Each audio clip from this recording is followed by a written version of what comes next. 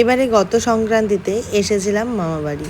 পুজোর পর তো সেটা আসি, কিন্তু এবারে দাদুর দাবি ছিল যে দাদুর বাড়ি আগে ঢুকতে হবে এবং সেখানে একটা বেলা পুরো কাটাতে হবে, খাওয়া দাওয়া করতে হবে। আর এটা শুনে তো আমরা এক পায়ে খাড়া, কেন বুঝতেই পারছো, কারণ দাদুকে তোমরা আমাদের ভিডিওতে অনেকবারই দেখেছো যে দাদু আমাদের কাজের সময়ও থাকে, প্লাস আমার ক্লাসের রান্নাটাও করেছিল। আর সেটা আমি বরাবরই বলেছি যে দাদুর হাতের রান্না জাস্ট ওয়াও, আর যারা যারা খেয়েছে তারাও জানে কেমন।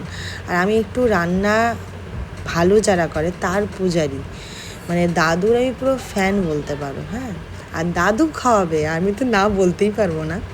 আর আলাদাই একটা এক্সাইটমেন্ট যে দাদু মানে কী কী রান্না করবে আর কেমন কেমন স্বাদ হবে। যেমনই এক্সপেকটেশান ছিল তার থেকেও হাজার গুণ বেশি বেশি স্বাদের তৈরি করেছিল প্রত্যেকটা রান্না। আমি বোধহয় মানে আমি না খুব একটা মাছ একসাথে 2, 3, 4টে করে খেতে পারি না। সেই দিন প্রথম এতগুলো মাছ আমি খেয়েছিলাম। আর ভাতের পরিমাণটা প্রথমে দেখলে আমি প্রথমেই বলেছিলাম ভাত কমিয়ে নিতে, কিন্তু দাদু শোনেনি।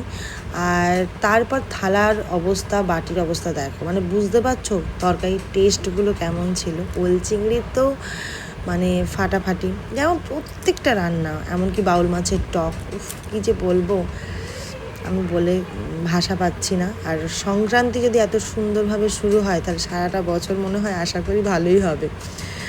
আর তারপর আমার ছেলে দেখে তো অবাক যে বাঁদর এত সামনাসামনি ঘুরছে, এত বড় বড় ফলন্ত পেঁপে গাছ থেকে পুরো পেঁপেগুলো এক নিমেষে ধূলিসাৎ করে দিল।